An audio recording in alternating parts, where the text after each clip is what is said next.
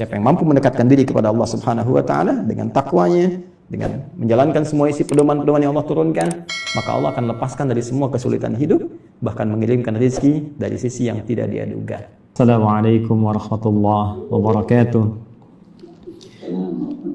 Alhamdulillahi wa kafa, wassalatu wassalamu ala rasulillahil mustafa, wa ala alihi wa sahbihi wa man wafa, wa ba'd.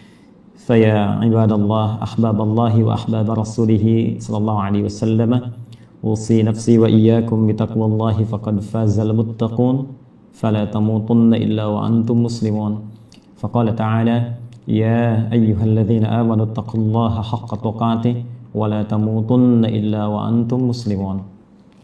Izinkan kami menyampaikan apa yang telah guru-guru kami sampaikan mengenai tema yang sekarang tengah kita bahas, dan tentunya tadi sudah banyak diuraikan baik oleh Imam Syamsi Ali pun demikian oleh Dr. Amil Faisal. Semoga sekali lagi Allah berkahi keilmuan keduanya. Izinkan kami kemudian merinci dari apa yang tadi telah disampaikan dengan 3 aspek bahasan utama. Kita akan mohon izin mulai dengan muqaddimah tentang mengapa kita diciptakan. Kemudian yang kedua, apa korelasi antara penciptaan dan tugas kita sebagai manusia dengan Al-Quran. Kemudian yang ketiga, bagaimana kita bisa menampilkan pedoman hidup dalam Al-Quran terkait dengan misi kehidupan kita di muka bumi ini. 3 ini yang mudah-mudahan bisa saya sampaikan dengan durasi waktu yang telah ditetapkan oleh panitia. Tadi ada sekitar 20 menit ya. Mudah-mudahan sampai 20 menit ini, dan kalaupun boleh bisa disesuaikan dengan kultum barangkali Ustaz Syamsi Ali ya, kuliah terserah antum gitu. Jadi waktunya bisa kita maksimalkan insyaallah. Baik, bismillahirrahmanirrahim. Mohon izin karena kita temanya Al-Quran, jadi saya akan mencoba mengurutkan topik bahasan kita sesuai dengan urutan-urutan dari ayat-ayat Al-Quran insyaallah. Kita mulai pertama terkait dengan kenapa kita diciptakan oleh Allah Subhanahu wa taala, apa tujuan utamanya, sehingga nanti kita bisa temukan hikmahnya dan korelasinya dengan Al-Quran. Seperti diketahui bahwa seluruh makhluk yang diciptakan oleh Allah Subhanahu wa taala, baik bernyawa ataupun tidak bernyawa, maka tujuan utamanya, puncak dari misi kehidupannya adalah untuk beribadah kepada Allah Subhanahu wa taala. Ini poin utamanya. Saat Allah menciptakan malaikat, ya, malaikat tidak diciptakan kecuali hanya untuk beribadah. Walaupun tugasnya bisa beragam. Ada yang bertasbih saja, bertahmid saja, bertakbis saja, Al-Baqarah ayat ke-30. Ada yang kemudian tugasnya memikul arsy saja, ada yang menurunkan wahyu, ada yang kemudian menurunkan rezeki dengan izin Allah. Tapi seluruh puncak dari tujuan penciptaan itu adalah dalam rangka taat kepada Allah Subhanahu wa taala tanpa maksiat sedikit pun. Quran surah ke-66 ayat yang ke-6. La ya'sunallaha ma amarahum wa yaf'aluna ma yu'marun. Jadi kalau kita ambil misalnya makhluk dalam konteks tertinggi, sempurna diciptakan dalam arti tidak ada potensi untuk berbuat maksiat dan selalu ada dalam jalur ketaatan, yaitu malaikat. Malaikat pun tidak diciptakan oleh Allah kecuali tujuan utamanya untuk ibadah. Ya, pun demikian kita kembali kepada manusia ataupun juga dengan jin. Kalau kita ingin satukan keduanya, ya, jin tentunya diciptakan sebelum manusia, jadi saya dahulukan ya, setelah malaikat kemudian jin, saya dahulukan sebelum manusia. Quran surah ke-15 Al-Hijr ayat ke-27. Wal janna khalaqnahu min qablu min naris samum. Ya, sedangkan jin itu kata Allah kami ciptakan sebelum manusia dari materi yang berbeda, dari api yang menyala-nyala. Baik, pun demikian dengan manusia setelahnya. Ya, wa idz qala rabbuka lil malaikati inni khaliqum basyara. Ketika Allah firmankan kepada para malaikat yang sudah tercipta sebelum manusia, pun sebagian kalangan jin yang hadir pada saat itu, kami akan mencipta makhluk baru, bukan malaikat, bukan jin, tapi basyar. Ya, 1 dari 5 nama manusia yang umumnya disebutkan dalam Al-Quran pokoknya. Ya, basyar 35 kali disebutkan dalam Al-Quran, menunjuk pada sifat nafsunya. Ins disebutkan 18 kali berpasangan dengan jin, menunjuk pada sifat penampakan dan kelembutannya. Insan disebutkan 65 kali dalam Al-Quran, menunjuk pada totalitas aktivitasnya. Pun demikian dengan An-Nas disebutkan setidaknya 241 kali dalam Al-Quran, menunjuk sifat sosialnya. Dan Bani Adam ya disebutkan setidaknya 7 kali dalam Al-Quran, menunjuk genealogisnya yang tersambung pada Nabi Adam alaihissalam. Jadi manusia ketika difirmankan oleh Allah kepada malaikat dan jin, ya wa idz qala rabbuka lil malaikati inni khaliqum bashara. Ya. Jin dan manusia ketika diciptakan tidak lepas dari fungsi ini. Ya, ditegaskan di Quran surah ke-51 digabungkan ayat ke-56. Ya, paling kanan sebelah atas di mushaf standar Allah berfirman, "Wa ma khalaqtul jinna wal insa illa liya'budun." Ya, dan tidaklah aku ciptakan jin dan seluruh manusia itu kecuali tujuan puncak pokok ya. Tujuan penciptaan itu adalah supaya mereka menjadikan seluruh aktivitasnya sebagai ibadah kepadaku, kata Allah. Ingat harakat akhir di ayat ini bukan pakai fathah. Ya, ya'buduni, bukan ya'buduna. Ya, fi'il mudhari'nya di sini berharakat fathah, tapi di sana nanti ada ya yang menunjukkan kepada Allah. Ya, kemudian untuk takhfif dia dihilangkan diganti dengan harakat kasrah. Jadi jelas Allah memberikan kesan yang tegas bahwa seluruh fungsi penciptaan manusia tiada lain seluruhnya dalam rangka beribadah kepada Allah Subhanahu wa ta'ala. Nah, yang menarik adalah ketika Allah mendeklarasikan dan menginformasikan tentang khususnya manusia ya dalam konteks tugasnya untuk beribadah ini, maka diperjelaslah oleh Allah mengenai tempat dan misinya di mana dia akan beribadah, kemudian seperti apa misi yang akan diemban. Jadi sangat menarik ya, itu disebutkan di Quran surah kedua Al-Baqarah di ayat ke-30 ya. Paling kiri sebelah atas di mushaf standar. Ya, Allah berfirman, perhatikan kalimat ini sangat indah sekali. Antara penciptaan, pengenalan manusia kepada jin dan malaikat dengan pemberian tugasnya itu dibuka dengan kalimat yang sama, diksi yang serupa, tapi untuk menunjukkan makna yang berbeda. Ya, ingat, karena di Quran tidak ada pengulangan. Ya, ketika disebutkan yang seperti itu, yang serupa, maka kaidah tafsirnya, ya Dr. Amir Faisal, Ustaz Syamsi Ali lebih mengetahui, ya ta'sisan li ma'nan jadid. Ini untuk pengantar kepada makna yang baru, yang tidak sama dengan sebelumnya. Baik, di Quran surah ke-15, ayat ke-28, ketika Allah mencipta manusia digunakan diksi wa idz qala rabbuka lil malaikah. Ya, kemudian ketika memberikan misinya dan di mana ditempatkan untuk menjalani misi ini, maka dibuka dengan redaksi yang sama. Wa idz qala rabbuka lil malaikah. Seakan-akan ingin mengesankan bahwa, hei, saking dahsyatnya penciptaan manusia ini, saking dahsyatnya misi manusia ini, jadi bukan hanya penciptaannya, ya penciptaan manusia ingin menunjukkan tentang dibawanya misi yang sangat agung, sangat dahsyat, sampai-sampai malaikat yang sempurna pun tak berbuat maksiat mesti mengetahuinya. Sampai-sampai jin pun yang dicipta lebih dulu mesti mengetahuinya. Ya, hanya bedanya yang di Quran surah 15 ayat ke-28 Allah menggunakan redaksi Khaliq, ya. Karena itu kita menyebut Allah dengan Sang Khaliq, diambil dari diksi Al-Qur'an. Inni khaliqum basyara, mencipta yang tak pernah ada, ya. Sebelumnya, mencipta yang tidak bersandar pada bahan yang ada sebelumnya, beda dengan sifat makhluk yang tercipta. Sedangkan pemberian misinya digunakan kata ja'il. Ya. Inni ja'ilu fil ardi khalifah. Yang di sini menunjuk penciptaannya, yang di sini menunjuk pada pemberian misinya. Kita fokus ke sini dulu dengan cepat. Baik. Baik, Allah dengan tegas, singkat, padat memberikan satu informasi kepada kita semua melalui Al-Qur'an. Kata Allah, aku infokan pada malaikat. Aku infokan pada jin yang sebelum kalian aku ciptakan mereka. Saking tingginya misi kalian, ya.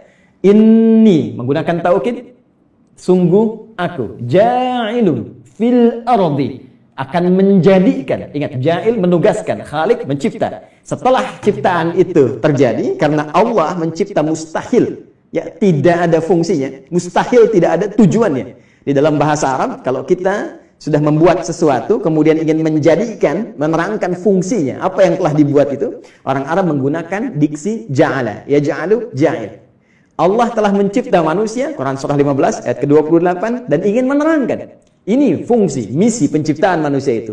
Maka digunakan kata ja'il. Inni ja'ilun fil ardi. Satu, fil ardi. Di poin ini menunjuk pada tempat. Aku akan menjadikan, memberikan fungsi pada manusia yang telah tercipta itu. akan menempatkan mereka bertugas tempatnya bukan di langit. Bukan fis sama, ya. Awas hati-hati, tapi tempatnya di mana? Fil ardi. Ya, yang kita terjemahkan dengan bumi itu. Baik. Khalifah, dan dia akan membawa peran untuk menunaikan tugas ibadah itu sebagai khalifah. Ya. Yang setidaknya punya dua makna pokok.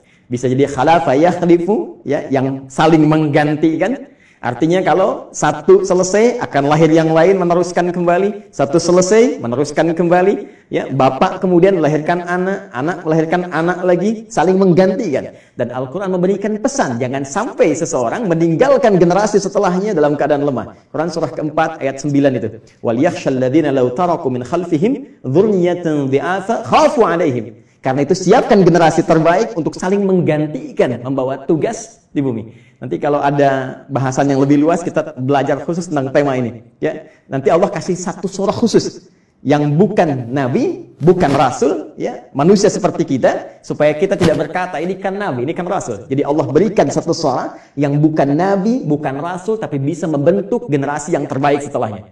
Yaitu surah ketiga, surah Ali Imran. Imran bukan nabi, Imran bukan rasul, tapi nanti menikah dengan Hannah seperti kita ketahui, melahirkan Maryam. Dan Maryam saat dididik disiapkan, itu nanti bisa jadi pribadi yang lebih baik dibandingkan dengan ibundanya dan ayahandanya. Karena itu Anda temukan surah Maryam surah ke-19, tapi Anda tidak temukan surah Hannah. Ya? Tapi bagaimana keduanya mendidik supaya lahir generasi lebih baik dari orang tuanya. Maryam melahirkan Isa. Isa alaihi salam lebih baik dibandingkan ibu dan kakek neneknya. Ya. Jadi demikian fitrah dalam Al-Quran. Setiap ada generasi mesti lebih baik daripada yang sebelum-sebelumnya. Bapaknya hafal Al-Quran, anaknya hafal Quran dan paham tafsirnya. Ya, anaknya hafal Quran dan tafsir, cucunya paham sampai hadis dan fiqhnya. Demikian seterusnya. Baik. Kembali ke sini. Pun demikian khalifah, ya, selain punya arti menggantikan juga bisa berarti pemakmur. Ya. Pembangun dalam semua nilai-nilai kebaikan. Ya, singkatnya ditugaskanlah kemudian di bumi. Ini tugasnya akan saling menggantikan sampai kehidupan dunia berakhir, dan ditugaskan dalam rangka ibadah ini untuk memakmurkan kehidupan di muka bumi sesuai dengan apa yang telah Allah tetapkan.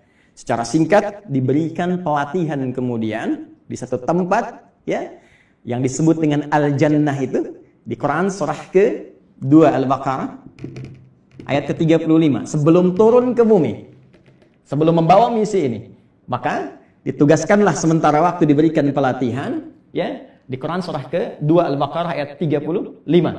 Wa qulna ya Adamu uskun anta wa zaujukal jannah. Secara langsung ditugaskan pasangan Adam dan Sayyidah Hawa alaihi wassalam. Silahkan keduanya dimasukkan oleh Allah Subhanahu wa taala untuk diberikan pelatihan sebelum diturunkan untuk bertugas ke bumi. Silahkan masuki al-jannah ini, sering terjemahkan dengan surga, oke? Okay? Tapi mohon dicatat, surga ini bukan surga yang kelak kita akan masuki. Ya, karena yang kelak kita akan masuki itu jelas keterangannya, ma la 'ainun ra'at wa la udhunun sami'at wa la khatara 'ala qalbi bashar. Enggak pernah terlihat, enggak pernah terdengar, ya. Ya, dari kisah-kisah kita manusia, nggak pernah terfikirkan seperti yang kita lamunkan. Baik, dan yang paling menarik, tidak ada perintah dan larangan lagi, semua kenikmatan. Tidak ada perintah dan larangan lagi, semua kenikmatan. Jadi Ustaz Amir Faisal jangan terlampau soleh, nanti cita-cita masuk surga masih pengen tahajud. Jadi semua kenikmatan, ya. Tapi di sini tidak. Di sini ada ujian. Wala taqraba hadhihi syajara fatakuna minadh dhalimin. Ya, jangan coba-coba engkau dekati pohon ini, ujian pertama. Jadi disebutkan perintah kalau dikerjakan melahirkan kenikmatan, faqula minha ragadan haitsu syi'tuma. Kemudian diberikan larangan. Ini perintah, ada larangan. Dan inilah nanti yang akan kita bawa dalam kehidupan di muka bumi. Di bumi itu cuma dua. Kalau enggak mengerjakan perintah, meninggalkan larangan, selesai. If'al wala taf'al. Do it, leave it. Ya, cuma dua ini saja. Baik, kemudian diperkenalkan. Ini tantangannya. Ada nanti iblis yang mulanya dari kalangan jin, ayat 34-nya berbicara tentang iblis. Ayat Quran surah ke-18 Al-Kahf, ayat ke-50, ya, menerangkan genealogis iblis itu dari jin yang bermaksiat, fasik, ya. Wa idz qulna lil malaikati isjudu li adama fasajadu illa iblis kana minal jinni fa fasaqa an amri rabbi. Ya, ketika dia mulai fasik disebut dengan iblis. Ketika dia mulai menggoda, mewariskan kefasikannya disebut dengan syaitan. Karena itu diperkenalkan oleh Allah, ya, ini menjadi syaitan di ayat ke-36-nya, fa azallahumash syaitan. Setelah tuntas kemudian diberikan bekalnya, di training dulu, kan? Diberikan pelatihannya, diperkenalkan musuhnya. Ini yang harus dikerjakan, ini yang harus ditinggalkan, ini yang akan dibawa nanti dalam kehidupan di bumi. Setelah siap itu semua, teman-teman sekalian, barulah diturunkan Adam alaihissalam beserta Sayyidah Hawa alaihissalam, keduanya untuk memulai tugasnya di bumi. Baik, dan kisahnya dimulai di sini. Quran surah kedua. Saya langsung ayat 38. Baik. Saya melompat sedikit ke kisah antara bagaimana perjuangan Adam alaihissalam melawan iblis atau syaitan itu. Saya langsung lompat dulu saja untuk mempermudah dan mempercepat kita sampai pada kuota waktu kita. Baik. Quran surah kedua. Ayat 38. Ya, paling kanan sebelah atas di mushaf standar bagi teman-teman yang terhubung dan membuka mushaf, ya. Perhatikan baik-baik. Qul nahbitu minha jami'a. Sekarang sudah saatnya, kata Allah, kami firmankan. Dan kalimatnya menggunakan ta'zimin nafsi. Nah, ya, itu selalu memiliki dua makna setidaknya dalam bahasa Arab. Nah, singkatan dari nahnu. Kalau dinisbatkan kepada Allah Subhanahu wa taala, tentunya seperti kita ketahui, memiliki dua makna utama. Satu, ta'zimun nafsi, menunjuk pada keagungan Allah Subhanahu wa taala, puncak keagungannya. Kedua, ta'zimus sya'ni, menunjuk pada dahsyatnya informasi yang akan disampaikan. Jadi saking dahsyatnya misi yang akan dibawa oleh Adam dan Hawa alaihi wassalam sebagai khalifah di muka bumi, Allah sampai menggunakan keagungan zatnya. Ya, jadi ini misi agung. Kehidupan kita di bumi ini kehidupan yang agung, kehidupan yang mulia. Nanti saking mulianya di Quran, ya, surah ke-17 nanti, Al-Isra, di ayat ke-70, itu sampai disebut semua kita ini mulia. Walaqad karramna bani Adam, ya, wa hamalnahum fil barri wal bahr. Ya, semua kami muliakan seluruh anak keturunan Adam. Baik itu yang kemudian hidup di daratan sampai yang beraktivitas di lautan, semuanya kami muliakan, saking mulianya. Dan dimuliakan lebih dibandingkan makhluk-makhluk lainnya. Baik, teruskan. Qul nahbitu minha jami'a. Mulai sekarang, ya, kata Allah Subhanahu wa taala, dimulai tugas kalian turun ke muka bumi. Di sini poinnya. Fa imma ya'tiyannakum minni huda. Ini dahsyatnya. Ternyata Allah dengan sifat Rahman, ya, tidak membiarkan hambanya memulai misi tanpa membawa pedoman misinya, tanpa membawa petunjuk untuk menjamin kebenaran risalahnya, untuk menjamin terukurnya setiap misi yang ia bawa. Ternyata bersamaan dengan misi yang dibawa itu dan tugas dimulai dalam beraktivitas di muka bumi dengan misi tadi itu, Allah bersamaan dengan itu semua menurunkan satu pedoman kehidupan yang disebut dengan huda. Ini poin. Fa imma ya'tiyannakum minni huda. Nanti saat kamu telah turun di bumi dan mulai akan mengawali misimu itu, maka kami akan sertakan dengan itu semua petunjuk kehidupan. Ingat, hudan kalau disebutkan, saya telah gali diksi ini, ya, dari bahasa Arab, termasuk penyebarannya di Al-Quran, derivasinya, ragamnya, ini Masya Allah, ini bukan hanya diartikan dengan petunjuk, tapi bisa berarti jalan menuju kemudahan, bisa diartikan jalan menuju kesuksesan, bisa diartikan solusi dari segala kesulitan, bisa diartikan jalan untuk membuat kita bahagia dalam ibadah. Secara singkat, kalau kita kumpulkan diksi hudan dalam Al-Quran, secara singkat seluruh arahnya itu mengarah kepada pedoman kehidupan. Ya, pedoman hidup. Ini yang harus kamu kerjakan, ini yang harus kamu tinggalkan, ini yang harus kamu lakukan. Kamu akan mengalami ini tantangannya, ini solusinya. Itulah hudan. Dan sifat Rahman Allah menjadikan penugasan ini menjadi nyaman untuk dijalani dan terhindar dari segala kegelisahan dan kesedihan. Perhatikan ujung kalimat ayatnya. Fa imma ya'tiyannakum minni hudan faman tabi'a hudaya. Kalau nanti petunjuk, pedoman hidup ini diikuti saat bertugas di bumi, ya, Adam, Hawa, sampaikan pada anak cucumu, setiap mereka ikuti, ya, kalian ikuti semua petunjukku ini. Kalimatnya di ujungnya ada yang nisbah kepada Allah, petunjukku.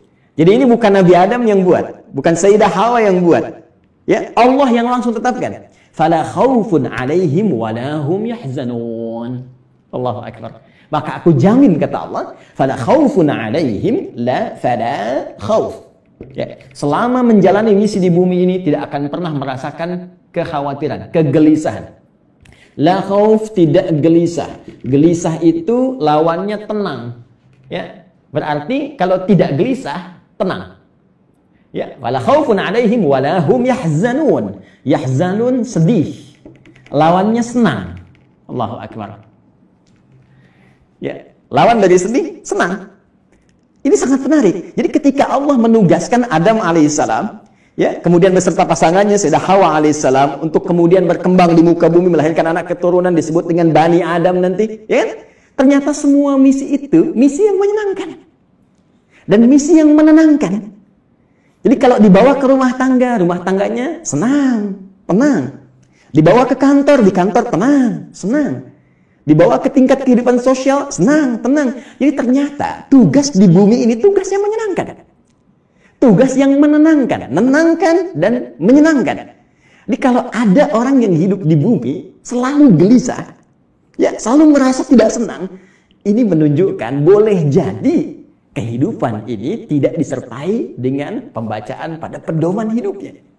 Ini yang disebut dengan hudan.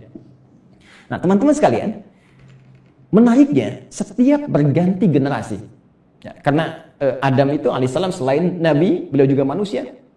Ya, nabi punya fitrah kenabian, manusia punya fitrah kemanusiaan.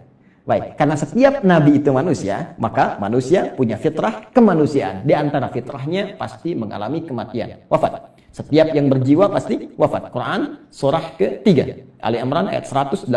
Kullu nafsin dha'iqatul maut. Semua, bukan 1-2 orang, seluruh umat bahkan ada kuotanya, ada batasnya. Ya, batas kematian disebut dengan ajal. Quran surah ke-7 Al-A'raf ayat 34. Walikulli ummatin ajal. Fa idza jaa ajaluhum la yastakhiruna sa'atan wa la yastaqdimun.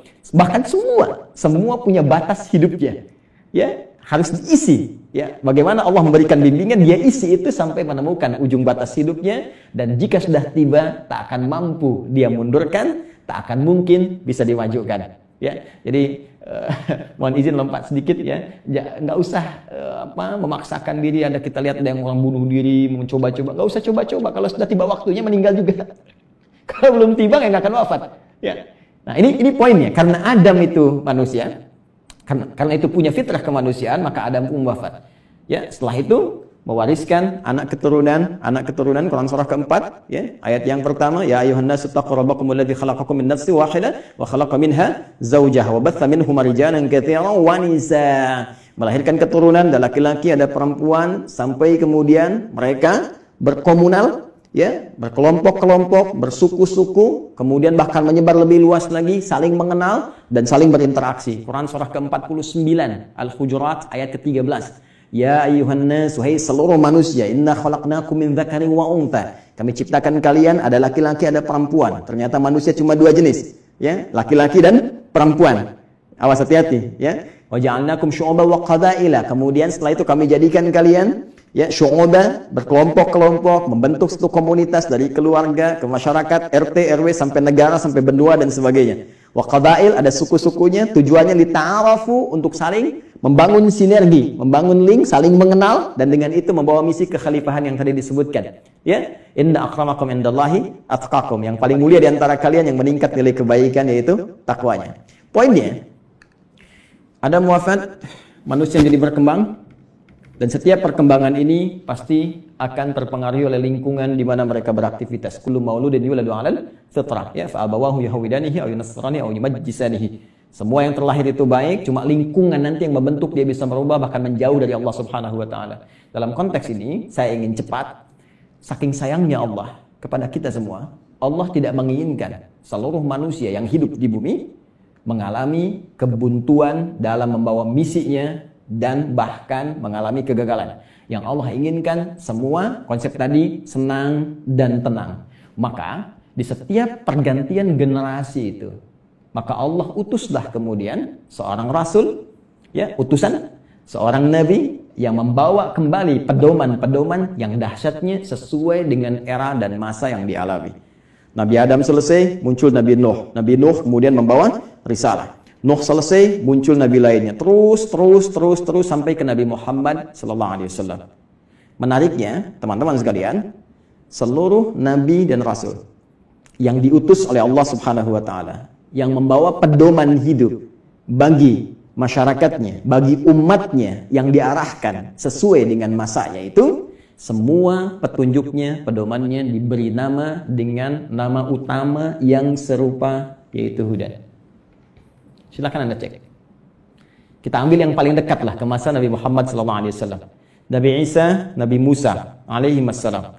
Nabi Musa misalnya, ini yang paling populer yang banyak disebutkan dalam Al-Quran. Ya, saya sebutkan dekat itu bukan dekat dalam konteks masa waktu, tapi dekat dalam konteks sering banyak disebutkan sehingga sering didekatkan. Ya, 3 nabi ini yaitu Nabi Musa, Nabi Isa dan Nabi Muhammad SAW yang mewakili banyak kisah dalam Al-Quran. Nabi Musa, kitabnya Taurat. Ya. Taurat ketika disifati oleh Allah Subhanahu wa taala menjelaskan fungsinya, maka tidak jauh dengan diksi ini, hudan. Buka Quran, buka Al-Quran surah ke-17 Al-Isra, ayat yang kedua. Wa ataina Musal kitab. Dan telah kami berikan kepada Musa kitab. Itu Taurat. Ya kan? Apa fungsinya? Wa ja'alnahu hudan li bani Israil. Dan kami jadikan Taurat itu isinya adalah pedoman kehidupan bagi Bani Israel. Karena Nabi Musa diutus hanya satu kalangan saja, komunitas tertentu saja. Di kalangan Bani Israel, maka pedomannya dikhususkan untuk itu. Jadi nanti yang menariknya dalam satu era, itu bisa ada misalnya 2 rasul diutus. Ya, karena distriknya beda. Ya. Seperti kisah Nabi Ibrahim dengan Nabi Lut misalnya ya. Nabi Ibrahim dengan Nabi Lut kan di Quran surah ke-51 itu ya. Ketika kita masuk ke ayat ke-30 dan seterusnya, itu Nabi Ibrahim dikunjungi para malaikat. Di ayat 24-nya, hal ataka haditsu dhaifi Ibrahim al-mukramin. Pernahkah engkau dengar kisah ketika Nabi Ibrahim dikunjungi para malaikat? Tujuannya sebetulnya bukan ke Nabi Ibrahim, tapi akan datang ke Nabi Lut ya alaihi salam untuk mengabulkan tuh permohonan dalam tanda petik umat yang menantang azab. Jadi ketika akan datang ke situ mengadab, mampir dulu ke tempat Nabi Ibrahim dengan hikmah tertentu. Jadi di satu masa bisa ada 2 nabi dan rasul yang bertugas di wilayah yang berbeda. Nabi Musa alaihi salam itu tugasnya untuk Bani Israel. Diberikan panduan disebut dengan Taurat dan disifati dengan hudan. Pedoman kehidupan. Betapa inginnya Allah umat di zaman itu senang dalam menghadapi misi, menunaikan ibadahnya, dan tenang dalam menjalankan itu semua. Berganti secara cepat Nabi Isa alaihi salam meneruskan risalah Nabi Musa setelah melewati fase-fase tertentu. Jaraknya sekitar 600 tahun ke Nabi Muhammad sallallahu alaihi wasallam. Nabi Muhammad ke Nabi Musa sekitar 2000 tahun. Nabi Isa alaihi salam ketika meneruskan risalah Nabi Musa alaihi salam, berarti tugasnya sama. Ya, kepada Bani Israel. Jadi bukan kepada seluruh kalangan manusia, hanya untuk Bani Israel saja, terbatas. Wilayah sebagian di Palestina saja, ya. Jadi kalau sampai ke Indonesia agak kejauhan, ya, cuma di sana saja. Bani Israel diberikan kitab Injil, karena itu Taurat dan Injil sering disatukan, ya. Quran surah ketiga misalnya, penyebutan pertama untuk Taurat dan Injil, ya, di ayat yang ketiga. Nazzala 'alaikal kitaba bil haqqi musaddiqan lima baina yadayhi wa anzalat Taurata wal Injil. Ketika Injil diberikan kepada Nabi Isa alaihissalam sebagai kitab, pedoman kehidupan, itu pun disifati sama kalimatnya dengan hudan. Buka Quran, surah ke-5, Al-Ma'idah, ya, di ayat ke-46. Ya, silakan lihat di pertengahannya. Wa atainahul injil, fihi hudaw wa nur. Ya, lihat kalimatnya. Wa atainahul injil, dan kami berikan kepada Isa alaihissalam Injil, fihi, di dalamnya hudan. Ini ada pedoman kehidupan. Jadi setiap era berganti, setiap masa berpindah, Allah selalu memberikan pedoman yang selalu aktual, faktual, dan dibutuhkan di masanya sesuai dengan kebutuhan makhluknya pada saat itu. Karena eranya berganti, kebutuhan bisa berubah, nuansa tidak sama, maka diberikan pedoman yang sesuai dengan masanya. Yang paling dahsyat, Nabi Muhammad sallallahu alaihi wasallam, rasul terakhir. Perhatikan kalimatnya. Nabi Musa li Bani Israel. Ya, Nabi Isa li Bani Israel. Nabi Ibrahim kalangan tertentu saja, ya, komunitas tertentu. Kemudian Nabi Lut juga demikian. Sebelumnya Nabi Nuh, ya, membawa risalah. Rasul pertama Nabi Nuh alaihissalam, komunitas yang terbatas. Nabi Muhammad sallallahu alaihi wasallam, karena beliau ditugaskan sebagai rasul pamungkas, penutup. Kalau penutup berarti risalahnya harus sampai berakhir kehidupan dunia. Namanya penutup. Karena tidak ada rasul setelah beliau, tidak ada nabi lagi. Karena itu risalahnya harus bertahan abadi sampai kehidupan berakhir. Maka diturunkanlah oleh Allah yang paling spesial. Karena spesialnya ini menyifati segala hal yang tadi disebutkan. Harus sampai bertahan sampai kehidupan berakhir. Harus beda dengan yang sebelum-sebelumnya. Harus punya mukjizat yang lebih dahsyat. Karena itu yang terakhir ini, karena sifatnya harus bertahan sampai akhir zaman, dia harus lebih daripada yang sebelumnya. Harus bertahan. Tidak boleh ada celahnya. Ya, tidak boleh ada perubahan-perubahan. Ya, yang harus terjaga dari lafadznya, katanya dan sebagainya. Semua harus unggul. Maka dipilihlah oleh Allah Subhanahu wa taala, ditetapkan oleh Allah Subhanahu wa taala karena ini yang paling dahsyat, yang paling baik, semua yang terkait dengannya selalu baik. Silakan cek. Yang dipilih turun membawa risalah ini, membawa wahyu ini, ya, teman-teman sekalian, dari kalangan malaikat Jibril alaihissalam. Ketika dipilih langsung naik statusnya menjadi Sayyidul Malaika, Ruhul Amin. Nabi Musa punya teman, setiap rasul di bumi punya teman rasul dari langit. Nabi Musa punya teman Malakul Maut. Baik, Nabi Muhammad SAW punya teman malaikat Jibril. Malaikat Jibril ketika ditugaskan menyampaikan risalah yang akan dibawa pada Nabi Muhammad SAW, maka langsung naik status jadi Sayyidul Malaika. Diturunkannya, teman-teman sekalian, di hari Jumat. Ya, hari Jumat, harinya naik status langsung menjadi apa? Sayyidul Ayyam. Yang dipilih menerima ini Nabi Muhammad SAW langsung naik status jadi Sayyidul Anbiya wal Mursalin. Bulannya, ya, bukan main-main. Bulannya bulan Ramadan. Ya, bulan Ramadan. Perhatikan baik-baik. Jumat naik status, Jibril naik status, Muhammad SAW naik status. Bulannya Ramadan langsung naik status jadi Sayyidul Syuhur. Bulan yang sangat dimuliakan. Saking mulianya hanya turun satu malam yang penuh dengan keberkahan hanya di bulan itu saja. Untuk apa? Untuk mengagungkan risalah terakhir yang dibawa. Karena itu nanti surah ke-97, surah yang menyebut keutamaan malam Al-Qadar itu akan disandingkan dengan turunnya wahyu yang sangat istimewa untuk menunjukkan keagungan risalah dan wahyu terakhir yang akan diturunkan pada Muhammad SAW. Tiada lain, tiada bukan, itulah Al-Quran. Inna anzalnahu fi Lailatul Qadar. Ya, sungguh dengan segala keagunganku aku akan berikan informasi yang sangat dahsyat. Inna, aku tegaskan, aku kuatkan, ya, anzalnahu fi Lailatul Qadar. Kami turunkan Al-Qur'an itu di malam Al-Qadar. Baik, teman-teman sekalian, fokus di sini. Apa kaitan Al-Qur'an dengan hudan itu? Kita kuatkan kembali dengan Quran surah kedua ayat 185. Paling kiri di pertengahan di mushaf standar. Ya.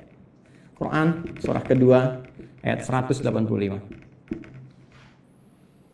Karena yang paling dahsyat, ya, karena ini yang paling istimewa dan untuk seluruh manusia tanpa batasan, maka redaksinya mesti beda. Perhatikan kalimatnya. Syahrul Ramadan alladzi unzila fihil Qur'an. Ya, di bulan Ramadan yang kalian menunaikan puasa itu, saat itulah diturunkan Al-Quran. Tadi kita katakan, kita sepakati Al-Quran turun di bulan yang sangat mulia yaitu Ramadan. Quran surah kedua ayat 185. Allah perkenalkan nama kitab, wahyu, pedoman hidup yang diturunkan pada Nabi yang paling istimewa untuk semua manusia sampai akhir zaman, yaitu Al-Quran. Apa tujuan Al-Quran diturunkan? Teruskan ayatnya. Hudal linnas. Tetap tidak akan terpisahkan dari diksi ini, hudan. Dan dahsyatnya bukan libani kada, li umat kada, linnas. Ini poin. Ini bedanya. Kata Allah diturunkan di waktu yang sangat istimewa itu, ya, Al-Quran tujuan utamanya untuk menjadi pedoman hidup. Pedoman hidup. Pedoman hidup artinya pedoman yang dibawa dalam kehidupan. Ya, Anda mau zoom saja sekarang, tak tahu pedomannya, Anda nggak bisa zoom. Itu yang simpel. Sekarang Anda mau hidup yang lebih kompleks kita jalani, nggak bawa pedoman, ya mustahil kita jalani dengan tenang. Mustahil kita akan jalani dengan tenang. Ya, jadi ini pedoman kehidupan kita. Artinya semua yang dialami dalam kehidupan itu ada di sini sih ya. Al-Quran. Dan dahsyatnya linnas untuk semua manusia tanpa batas.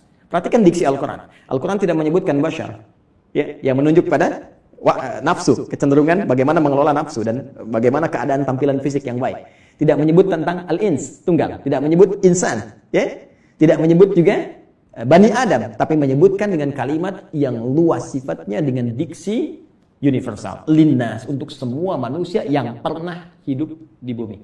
Ya, di era Nabi Muhammad SAW sampai dengan kehidupan berakhir. Jadi ternyata semua misi hidup kita, aktivitas kita, dari bangun tidur sampai dengan tidur lagi, setiap kita beraktivitas, dari semua tantangan yang kita hadapi, baik itu sedang sendiri ataupun sedang berpasangan, berumah tangga, berkehidupan sosial, itu ada di sini semuanya.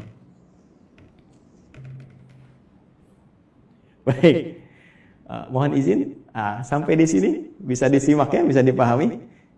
Baik, saya mohon maaf, saya terlalu cepat. Al-Imam Syamsi Ali, Al-Ustaz? Tidak, Ustaz. Tidak ya? Masih ada waktu? Masih, silakan. Masih, Ustaz, masih. Oh, masih. Karena ini baru mukaddimah ini. Ini kita. Baik, mohon maaf Mbak Ima ya, ini baru mukaddimah ini. Kita belum turunkan jadi pedoman. Ya, baik. Jadi sampai di sini, teman-teman sekalian, kita bisa memahami bahwa ternyata semua isi kehidupan kita ada di sini. Ya, silakan kalau tidak percaya, kita cek. Ya, mohon izin nggak perlu dicatat ya, karena ini direkam, nanti bisa diulang kembali. Saya baca dengan cepat karena keterbatasan waktu. Ya, bahkan kita dari sejak mulai terlahir, ya, sampai kita wafat, sampai pasca wafat, itu semua diinfokan di sini. Ada semuanya. Dan silahkan bandingkan dengan kitab apapun yang ada di muka bumi sampai dengan saat ini. Tidak akan ada yang pernah seperti Al-Quran. Ya, saya berikan 3 saja yang sangat menarik ya. Pertama, seluruh hal yang akan kita alami sudah dirangkum dengan sempurna dalam Al-Quran dan nanti dijelaskan detailnya oleh Nabi Muhammad SAW. Nanti bagian terakhir saya kaji dan kita akan sama-sama nikmati bersama. Ya, saya beri contoh misal. Mohon maaf, sejak masa dalam kandungan itu Al-Quran sudah menerangkan. Ya, bagaimana proses yang terjadi dalam kandungan. Detail secara fisiknya, secara umum disampaikan di Quran misalnya surah ke-22 di ayat yang ke-5. Bahkan pergerakan janinnya secara umum, ya, dari mulai kandungan lemah ke berat sampai diisi apa doa yang harus dibacakan, apa yang harus dilakukan supaya nanti bayinya terlahir dalam keadaan baik, disebutkan di Quran surah ke-7 ayat 189. Bahkan diberikan bocoran antara hubungan kita membangun komitmen dengan Allah yang akan menuhankan Allah sejak saat ruh kemudian ditanamkan sampai kita terlahir sampai wafat. Quran surah ke-7 ayat 172. Ketika terlahir, apa yang pertama kali diberikan oleh seorang ibu? ASI pun diberikan dengan tegas langsung. Ya, di Quran surah kedua ayat 233. Wal walidatu yurdina auladahunna haulaini kamilaini. Ya, bapaknya dikasih nih. Ini tugas pokok bapak yang baru punya anak. Ini yang harus dikerjakan, ini ibu yang harus dilakukan. Ya, kemudian bergerak dari situ, diberikan pendidikan dini supaya membangun kedekatan dengan Allah, baik terhadap kedua orang tua, punya akhlak yang mulia. Quran surah ke-31 dari ayat 13 sampai dengan ayat 19-nya.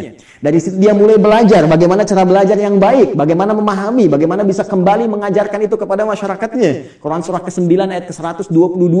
Kemudian diberikan sifat, jangan sampai dia belajar lupa dengan Tuhannya, harus seimbang antara ibtek dengan ibtaknya. Itu ada di Quran, teman-teman sekalian, di surah Al-Mujadalah, ya, di ayat yang ke-11. Kemudian setelah itu dia berkembang lagi. Ya, dia mencari lagi. Kadang-kadang ada yang pergi ke tempat lain, mengenal suasana yang berbeda, bertemu dengan orang banyak, bersuku-suku, bisa merantau ke berbagai tempat. Quran surah ke-49, ayat yang ke-13. Setelah itu tiba-tiba dia mengenal seseorang ya untuk mendapatkan pasangannya. Boleh, karena setiap kamu dicipta berpasangan. Quran surah ke-51 ayat ke-49. Bagaimana mengenal pasangannya? Diarahkan oleh Allah. Hei, jangan lama-lama. Kalau sudah kenal, lamar dia. Berikan ya bagian yang terbaik untuk maharnya. Quran surah ke-4 ayat ke-4. Lakukan pernikahan. Quran surah ke-30 ayat ke-21. Bahkan saat akan menikah pun dijelaskan oleh Allah. Nanti kamu belajar dulu di rumah tangga supaya nggak kaget. Ini tugasmu laki-laki begini, tugas perempuan begini. Quran surah ke-4 ayat 34. Bahkan kalau ada persoalan begini cara menyelesaikannya sampai di ayat ke-35-nya. Kemudian diberikan tugas, ayah, kamu akan mulai mencari nafkah. Begini cara mencari nafkah yang standar. Quran surah kedua ayat 168. Kalau kamu ingin cepat, baru bergerak sedikit, rezekimu diberikan keberkahan. Quran surah kedua ayat 172. Kalau kamu belum bergerak, mengamalkan amalan ini, Allah berikan kemudahan rezeki kepadamu. Quran surah ke-7 ayat ke-96. Tapi jangan khawatir, ketika engkau bisa mensyukuri semua nikmat itu akan tambah nikmatnya. Quran surah ke-14 ayat ke-7. Tapi kamu jangan lupa, kamu bekerja mungkin akan menghalangi tantangan. Ada yang tidak suka, ada yang akan menyingkirkan, menyungkurkan, ada tantangannya. Ya, pelajari dengan sempurna. Ini loh secara umumnya dari mulai ringan sampai berat. Quran surah kedua ayat 214. Ya, kemudian rinciannya Quran surah kedua ayat 155 sampai 157. Cara menyelesaikannya Quran surah ketiga ayat 142. Kalau kamu bekerja, kamu lelah, tiba-tiba kemudian kamu sakit, merasa nggak enak, nyaman, ada zikir Nabi Ibrahim, Quran surah ke-26, ayat ke-80. Kalau penyakitnya berat, kata dokter mustahil sembuh, nggak ada yang mustahil. Amalkan zikir Nabi Ayub, saya sembuhkan seperti saya sembuhkan Ayub. Quran surah ke-21, ayat 83 sampai 84. Tugas seorang istri, ya, bisa merawat anaknya. Kadang-kadang tidak mudah itu semua. Ada yang berkata, bagaimana mendidik dengan baik? Quran surah ke-17, ayat 23 sampai dengan ke-27-nya. Sampai mereka dewasa, sampai usia 40 tahun, masih diberikan amalan untuk bakti pada kedua orang tuanya. Quran surah ke-46 di ayat yang ke-15. Sampai kemudian hidup lebih jauh lagi. Sampai tiba-tiba ada dalam keadaan pikunnya. Ya, Quran surah ke-22 ayat yang ke-5 itu di bagian bawahnya. Sampai kemudian setelah itu dijelaskan oleh Allah, kalau kamu akan nanti wafat, pasti kamu wafat. Siapkan cara wafatmu supaya indah. Kamu hidup untuk tenang, wafat pun harus tenang. Turun Quran surah ke-89 ayat 27 sampai 30. Ya ayat Tuhan nafsun mutmainnah. Kamu saya berikan hidup di dunia untuk tenang, wafat pun harus tenang. Ya. Kemudian setelah itu apa yang terjadi? Anda akan mengalami situasi di alam kubur, dijelaskan lagi. Ya, bahkan jelas. Afala ya'lamu idza bu'thirama fil qubur. Setelah itu disampaikan situasi di dalamnya. Bisa kamu siapkan sejak di dunia. Ini loh yang paling bagus. Ada layanan dengan semua keberkahan, kenikmatan. Sampai-sampai dia akan menyampaikan kepada orang yang belum wafat. Kalau bisa kerjakan ini, kalau mampu kerjakan supaya kamu cepat nyusul. Di sini enak, lebih enak daripada di situ. Quran surah ketiga ayat 169 sampai dengan 172. Bahkan setelah itu akan terjadi apa? Dijelaskan lagi. Teman-teman sekalian, muncul surah Al-Qiyamah surah ke-75. Setelah itu dijelaskan lagi. Ya, mau masuk kemana? Ini yang masuk ke surga, ini turunannya. Surga bersama Rasulullah. Quran surah ke-4 ayat 69. Di taman surga, Quran surah 51 ayat 15 sampai dengan ke-23. Surga yang seluas langit dan bumi. Quran surah ketiga 133 sampai dengan 134. Surga yang kelas biasa tapi nikmat. Quran surah kedua ayat ke-25. Supaya kita membawa persiapan untuk mendapatkan itu semua. Kalau gagal pun dijelaskan lagi. Ya, kalau kamu nanti main-main dengan ini semua, hadapi situasi di dalam kubur begini, ada ayatnya. Situasi di hari kiamat begini, ada ayatnya. Sampai dengan muaranya pun ada ayatnya. Karena itu, kalau Anda tidak percaya, silahkan cek. Cuma dalam Al-Quran, semua kegiatan kita diatur dengan sempurna. Dan detailnya dijelaskan oleh Rasulullah SAW melalui petunjuk yang bahkan langsung ditegaskan oleh Al-Quran. Buka Quran surah ketiga, ayat 31. Paling kiri sebelah atas di mushaf. Qul in kuntum tuhibbunallaha fattabi'uni. Katakan Muhammad SAW, jika mereka hamba-hambaku, umatmu mengatakan serius mencintai aku, mencintai Allah, kan berpegang pada kitab Allah, fattabi'uni, maka ikuti semua petunjuk Rasulullah SAW. Ya, Nabi diutus, diturunkan untuk menyampaikan risalah Al-Quran secara sempurna. Detailnya seperti apa, digambarkan oleh beliau. Dan dijamin langsung oleh Al-Quran. Surah ke-33. Ayat ke-21. Laqad kana lakum fi Rasulillahi uswatun hasanah. Uswah bisa dibaca di riwayat Qalun, Warash dengan iswah. Laqad kana lakum fi Rasulillahi iswatun hasanah. Harakat kasrah, harakat dhammah. Kasrah menunjukkan sesuatu yang kecil, ringan, tipis, pecah. Kasrah zujaj, kaca itu pecah sehingga melahirkan pecahan-pecahan yang kecil. Sehingga harakatnya tipis. Dan ya dhammah, sesuatu yang terkumpul, yang dhammah yang dhammu besar. Ya. Jadi yang melekat pada Rasulullah itu jangankan ya yang besar-besar, yang dahsyatnya, yang sholat malamnya sampai bengkak-bengkak, yang bagaimana pahala dengan sedekahnya, ya luar biasa diberikan, bagaimana perhatiannya pada umat. Bahkan yang kecil-kecilnya pun kalau diikuti akan jadi teladan dalam kehidupan. Jadi uswah itu ya keteladanan yang bila diikuti, yang mengikuti menjadi teladan lagi, yang saling terwariskan. Jadi ketika kita mengamalkan isi Al-Quran dengan petunjuk yang disampaikan oleh Rasulullah SAW, maka secara otomatis kata Allah, hidup kita pun selain menjadi tenang, nyaman, akan jadi teladan di masanya. Silahkan cek. Nabi wafat, sahabat jadi teladan. Sahabat wafat, tabi'in jadi teladan. Sampai sekarang kita kenal. Semua yang mendekat kepada Al-Quran, demi Allah saya katakan, jika mendekatnya dengan cara yang benar, pasti akan mendapatkan semua kenikmatan yang dijamin tadi. Sekarang bagian terakhirnya, mohon izin dengan cepat sekali, bagian terakhirnya. Bagaimana kita mengeluarkan petunjuk Al-Quran ini? Sehingga menjadi pedoman dalam kehidupan. Ternyata sekarang itu begitu mudah. Dulu zaman Rasulullah, sahabat berjuang.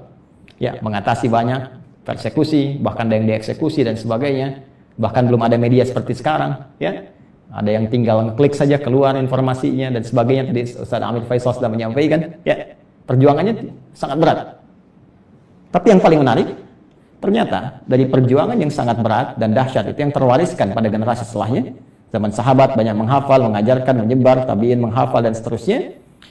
Itu membawa manfaat yang besar bagi kehidupan kita. Karena semua detil penjelasan dari Al-Quran ini ternyata sudah dirinci langsung selama kurang lebih 23 tahun melalui seluruh keterangan yang melekat pada Rasulullah SAW, baik dari perkataannya, perbuatannya, tindakannya, sifat, sikap, dan segala bahkan diamnya disebut dengan takrir. Ya, semua yang melekat pada Rasulullah disebut dengan hadis. Jika dipraktikkan dalam kehidupan, jadi jalan kehidupan disebut dengan sunnah. Maka di sini kita mengenal istilah Al-Quran, kemudian sunnah untuk taksiran segala pedoman hidup yang dipraktikkan dalam kehidupan. Maka teman-teman sekalian, kalau kita rinci penjelasan ini dengan menggabungkan dua saja, menurut langsung perintah Allah Subhanahu wa taala, Al-Quran dan As-Sunnah, kita akan temukan detil pedoman kehidupan kita di sini keseluruhannya. Kalau tidak percaya, sekarang mari kita cek. Ya. Ini sudah kita pahami. Gambaran pedoman kehidupan umumnya. Detilnya ada di sini. Tadi saya katakan, semua pedoman ini yang terkait dengan keterangan Nabi SAW, kemudian diwariskan pada sahabat, sahabat mengajarkan pada tabi'in, di masa-masa setelahnya, selain ada yang menghafal, ada juga yang menuliskannya. Dan tulisan ini sampai kepada kita, dikenal dengan kitab-kitab hadis, ya, atau kitab-kitab sunnah, kutubus sunnah atau kutubul hadis. Banyak orang mempersepsikan bahwa kitab-kitab ini hanya bacaan semata. Kalau kita gali lagi, itu Masya Allah. Ya, sampai hari ini saya begitu mengagumi para ulama hadis itu ternyata bukan sekedar mengumpulkan segala yang terkait dengan Nabi, tapi mereka sekaligus menyusun itu semua sebagai pedoman kehidupan untuk kita. Dan dibuat bab-bab sesuai dengan apa yang akan kita jalani dalam kehidupan. Ya, saya beri contoh misal, yang paling populer, ya, Sahih Al-Bukhari. Ya, Sahih Al-Bukhari itu kan nama aslinya, masih ingat? Ya, Al-Jami' As-Sahih Al-Musnad Al-Mukhtasar min umuri Rasulillah sallallahu alaihi wasallam wa sunanihi wa ayyamihi. Ya, coba ulangi. Al-Jami' As-Sahih. Ya, kitab hadis kan umumnya ada 4 kan? Ya, ada Jami', ada Sunan, ada Musnad, ada Mu'jam kan? Ya, dan setiap penamaan ini ada makna. Al-Jami' itu kumpulan yang komprehensif. Umum, sifatnya masih luas, ya. Mencakup segala aneka kegiatan. Baik, kalau sudah sunan, itu kitab fikih, ya, hadis yang disusun dengan urutan fikih. Jadi kitab hadis disusun dengan urutan fikih. Sunan Abu Daud, fikih, bab taharah, seterusnya sampai dengan selesai. Taharah, salat, puasa, dan seterusnya. Ya, Musnad disusun berdasar periwayatnya. Anda ingin belajar berapa hadis dari Sayyidah Aisyah, pengen seperti Sayyidah Aisyah, keluarkan dari Musnad Sayyidah Aisyah. Ya, tadi ingin belajar anaknya pintar, keluarkan misalnya Mustadya Ibnu Abbas radhiyallahu ta'ala anhuma. Mu'jam berdasar urutannya, Mu'jam At-Tabrani misalnya, ya. Baik. Tapi ketika kita baca Al-Jami' secara umum, ya, tuntunan kehidupan dari mulai bangun tidur sampai dengan tidur kembali. Al-Jami', kata Imam Al-Bukhari, Al-Jami', saya susun kitab ini dengan materi yang cukup luas, tuntunan kehidupan yang bersumber dari Nabi. As-Sahih, isinya sahih semua, saya pastikan saya cari. Ya, Al-Musnad tersusun sanadnya sampai ke Rasul. Si A, si B, si C disebutkan sampai ke Nabi. Al-Mukhtasar isinya nggak bertele-tele, langsung kepada esensinya. Ini keterangan dari Nabi-nya. Kalau butuh penjelasan, saya jelaskan sedikit. Min umuri Rasulullah sallallahu alaihi wasallam. Saya tuliskan di sini terkait dengan seluruh kegiatan Rasulullah yang bisa saya dapatkan dan saya tuliskan. Karena nanti yang tak mampu Imam Al-Bukhari sampaikan nanti Imam Muslim datang melengkapi. Ya, sehingga disebut Sahihain. Muslim meninggal dua, ada yang tidak dapat sampai ke situ, nanti ada Al-Hakim An-Naisaburi, ya, datang kemudian dengan syarat Al-Bukhari dan Muslim menyebutnya Al-Mustadrak. Secara singkat, wa sunanihi wa ayyamihi, dan sunnah-sunnahnya dan kegiatan hariannya selama 24 jam. Teman-teman, pernahkah membuka Sahih Al-Bukhari dan kita lihat ternyata di situ ada 97 pembahasan. 97 kitab. Kalau bahasa kita sekarang bab, dinamakan kitab, di bawah kitab ada bab lagi. Dari 97 bagian ini, itu ternyata ini petunjuk kehidupan kita. Penjelas dari apa yang Allah sampaikan melalui Rasulullah SAW. Ya, setelah kita Badul Wahyi menetapkan risalah Nabi Muhammad SAW, bagaimana ciri-ciri seorang Nabi, seorang Rasul, supaya nanti tidak ada yang ngeklaim di kemudian hari, ada Nabi baru, Rasul baru. Ya, dijelaskan. Orang kalau baca Sahih Al-Bukhari, kitab pertama selesai. Sudah, nggak akan ada lagi ketika ada info ini ada nabi baru, sudah lewat tuh. La nabi ya ba'di. Ya, ini kan yang aneh begini. Kalau ada ngaku nabi itu nggak aneh. Karena nabi sudah mewanti-wanti la nabi ya ba'di. Nanti kelak akan ada ngaku nabi. Ya, kalau ada begitu lah langsung tolak aja, nggak ada nabi setelah Rasulullah. Ya. Ya, jadi kalau ada yang ngaku itu nggak usah aneh. Yang aneh itu setiap ada yang ngaku ada pengikutnya. Itu masalahnya. Ya. Jadi kalau kita belajar bab pertama selesai menetapkan risalah Nabi, ya, dan ini pun dahsyat. Di antara maksudnya untuk memberikan kekuatan argumentasi bahwa semua keterangan ini disampaikan oleh seorang yang mendapatkan risalah langsung dari Allah, yaitu Nabi. Buktinya begini. Dan Kitabul Iman ada 57 hadis. Anda sering bertanya, iman saya sering naik turun, kayak lift. Ya, kalau naik saya semangat ibadah, kalau turun jangankan salat sunnah, salat wajib kadang-kadang juga ada rasa malas. Bagaimana mencharge itu semua supaya semangat lagi? Kitabul Iman. Kitabul Ilmi, ya, Ustaz Amir Faisal, putranya mau belajar, melanjutkan ke Mesir, ya, dan teman-teman yang lain. Ada Kitabul Ilmi setelahnya. Bisa dikeluarkan bagaimana petunjuk pedoman belajar langsung dari Nabi. Dan dahsyatnya di Sahih Al-Bukhari ini tidak dimulai satu hadis kecuali dengan ayat Qur'annya dulu. Ini ayatnya, ini hadisnya, hadisnya. Silahkan cek. Kitabul Bai', teman-teman yang pebisnis, ya, silahkan. Yang berniaga, yang berbisnis, keluarkan Kitabul Bai'. Kitabul Tijarah, ya, kitabnya Kitabul Bai', turunannya turunan tentang bisnis. Di pemerintahan, diplomasi, birokrasi, Kitabul Imarah. Ya. Sekarang masa pandemi, ya teman-teman keluarkan ada Kitabul Wabah, tentang bab wabah, taun, ada semua. Dan kalau kita jeli lihat lagi, demi Allah saya katakan, hanya di Islam yang semua tuntunan kehidupan dari bangun tidur sampai tidur lagi ada pedomannya. Silahkan cek. Ya, bangun tidur ada doanya. Silahkan cek. Bandingkan dengan keyakinan manapun. Cuma di Islam. Ini kita dalam konteks ilmiah ya, sedang berargumentasi. Jadi kalau nanti di soal kita berargumentasi. Ya, jangan diadukan, tapi kita didiskusikan. Ya, baik. Sekarang lihat, bangun tidur ada doanya. Ya, dan doa itu jangan salah. Doa itu bukan kalimat formalitas yang kita ucapkan untuk menjadikan sesuatu hanya sebagai ibadah semata. Bukan hanya itu. Tapi isi doa itu pedoman bagaimana kita menjalaninya. Bangun tidur apa yang harus dilakukan? Ya, buka misalnya di Abu Daud. Nomor hadis 1367 dari Ibnu Abbas radhiyallahu taala anhuma ketika menginap di rumah Sayyidah Maimunah radhiyallahu taala anha. Beliau menyimak Nabi bagaimana Nabi bangun di malam hari untuk mengikuti salat malamnya. Kata beliau, kana Nabi sallallahu alaihi wasallam idza istaiqadha min naumi, adalah kebiasaan Rasulullah SAW apabila bangun dari tidurnya.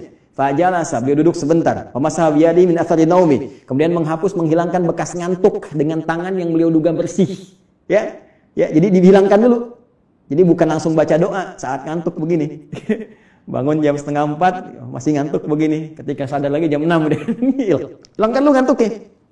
Baru setelah itu faqara khawatim surah Ali Imran, membaca 10 ayat terakhir surah Ali Imran, baru baca doa. Alhamdulillahilladzi ahyana ba'da ma amatana wa ilaihin nusyur. Ditegaskan lagi nanti di Al-Bukhari itu, nomor hadis 181 nanti, ya.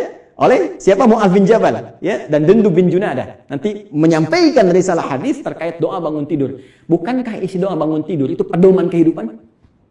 Silahkan cek lagi.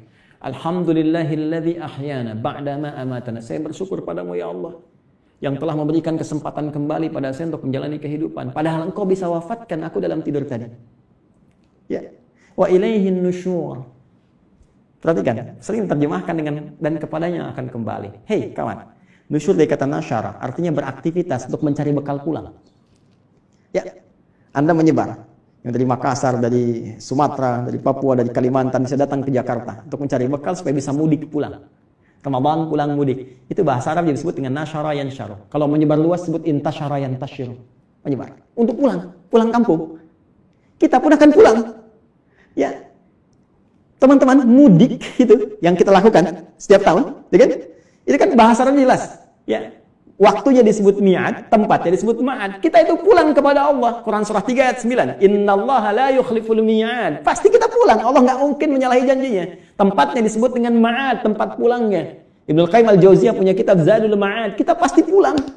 Karena itu saat bangun dari tidur kita berjanji kepada Allah, ya Allah, hari ini saya akan cari bekal lebih baik daripada hari sebelumnya. Supaya kalau saya pulang hari ini, keadaan pulang saya lebih baik, ya Allah.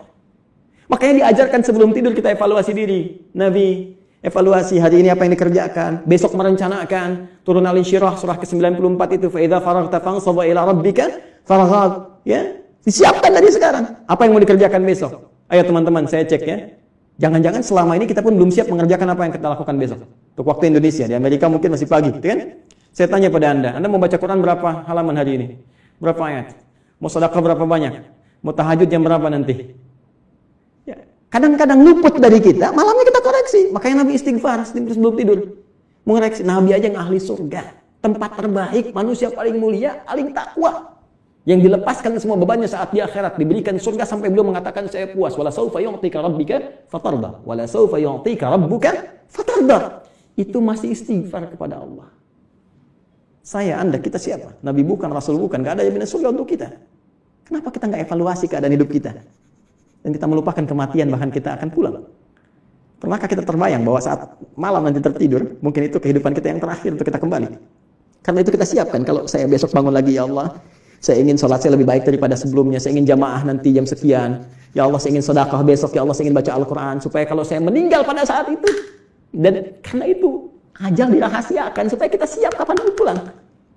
Karena itu jangan coba-coba ketika Anda terpikir berbuat maksiat, bayangkan seketika wafat. Maka dari itu Anda berjanji saat bangun, saya akan jadi orang lebih baik dibandingkan dengan hari yang kemarin. Itulah sebabnya muncul mahfuzat. Ini bukan hadis ya. Orang yang hari ini ya lebih baik daripada hari kemarin, orang yang beruntung, ya kan? Orang yang sama dengan yang kemarin, orang yang rugi. Orang yang lebih buruk daripada kemarin, orang binasa. Itu mahfuzat, terambil dari nilai hadis tadi. Itu baru bangun tidur, silahkan cek. Mau makan ada doanya, mau minum ada doanya, berpakaian ada doanya, masuk toilet pun urusan yang sederhana ada doanya. Bahkan langkah kakinya diatur, masuk kiri keluar kanan. Beda dengan masjid, masuk kanan keluar kiri, doanya berbeda. Bangun tidur sampai tidur lagi, pedomannya lengkap semua. Pertanyaan saya, dari sekian banyak kebaikan yang telah Allah tampilkan kepada kita, berapa yang telah kita keluarkan dalam kehidupan? Saya punya dugaan yang kuat, jangan-jangan persoalan kehidupan di muka bumi ini tak mampu kita tuntaskan, bukan karena kita nggak pintar. Mohon maaf, bukan karena kurang gelar. S1, S2, S3, sampai dapat gelar, misalnya pengajaran tertinggi, profesor, dan sebagainya. Bukan karena kurang harta. Tapi mungkin Anda kurang dekat dengan Allah. Kita kurang baca pedomannya. Kurang takwa. Semua kesimpulannya mengerucut kepada takwa. Takwa membangun kedekatan yang paripurna dengan Allah. Karena itu banyak ibadah diarahkan kepada takwa. Puasa la'allakum tattaqun. Salat dibuka dengan takwa. Hudal lil muttaqin alladzina yu'minuna bil ghaib wa yuqimunas shalah. Haji takwa. Wa tazawwadu fa inna khairaz zadi taqwa. Wa may yattaqillaha yaj'al lahu makhraja wa yarzuqhu min haitsu la yahtasib. Itu pencapaian. Siapa yang mampu mendekatkan diri kepada Allah Subhanahu wa taala dengan takwanya, dengan menjalankan semua isi pedoman-pedoman yang Allah turunkan, maka Allah akan lepaskan dari semua kesulitan hidup, bahkan mengirimkan rezeki dari sisi yang tidak dia duga. Inilah pedoman kehidupan kita, inilah Al-Quran, dan inilah jalan yang tidak mungkin kita hindari, karena ini satu-satunya pedoman yang bisa mengantarkan pada kenikmatan di 3 alam.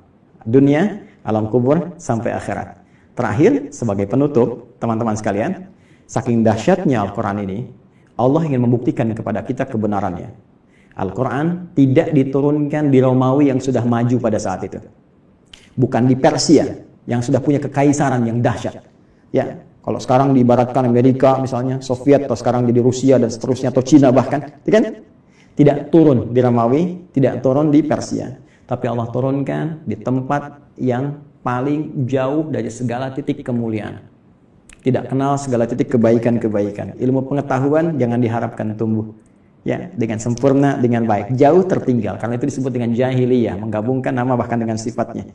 Tapi tahukah Anda, ketika Al-Quran diturunkan di umat jahiliyah itu, bisa mentransformasikan mereka berubah menjadi khairu ummah. Sampai turunnya Quran surah ketiga ayat 110 itu. Paling kiri sebelah atas di mushaf. Kuntum khairu ummah. Silahkan Anda cek. Semua yang belajar dari Nabi, dari 40 orang fase Mekah, sampai menyebar ke Madinah, sampai bertebaran ke seluruh muka bumi, tidak pernah ada satupun sahabat Nabi membawa risalah Al-Quran, kecuali membawa kesuksesan dan misi terbaik kemakmuran di muka bumi. Silahkan cek. Nabi sampai selesai tugas di Madinah punya 12.000 sahabat.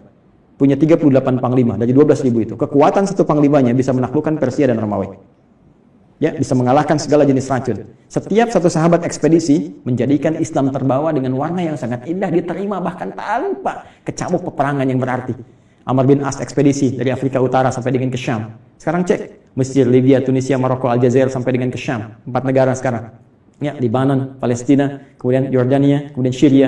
Silahkan cek, Muslim yang baik. Sa'ad bin Abi Waqqas, ya, waktu ikut ekspedisi mau ke Cina, singgah di Baros, 414 km dari kota Medan. Jadinya Nusantara.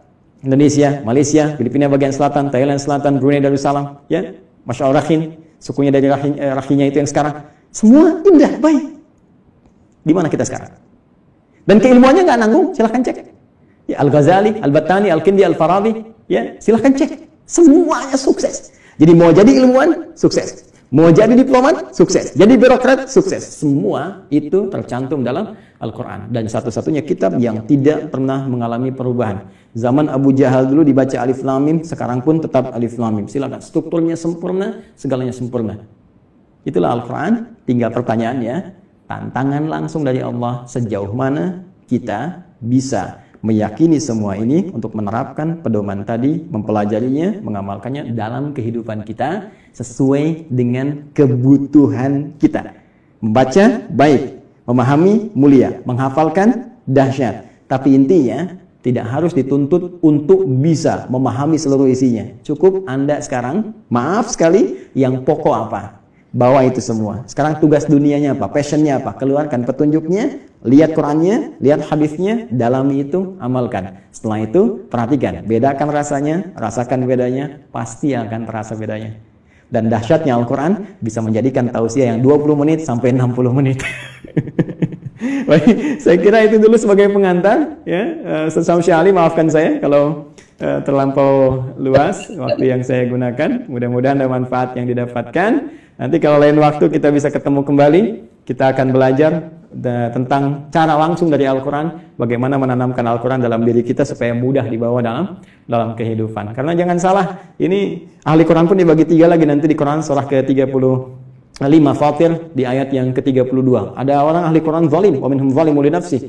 Ada yang paket hemat, bisa untuk dirinya belum bisa berbagi. Wa minhum muqtasid, ya, dan yang terbaik bagaimana ahli Quran menebar kebaikan di sekitarannya. Ya, minhum sabiqum bil khairat biidznillah. Terima kasih, semoga bermanfaat. Subhanakallahumma bihamdika asyhadu an la ilaha illa anta astaghfiruka wa atubu ilaik. Assalamualaikum warahmatullahi wabarakatuh.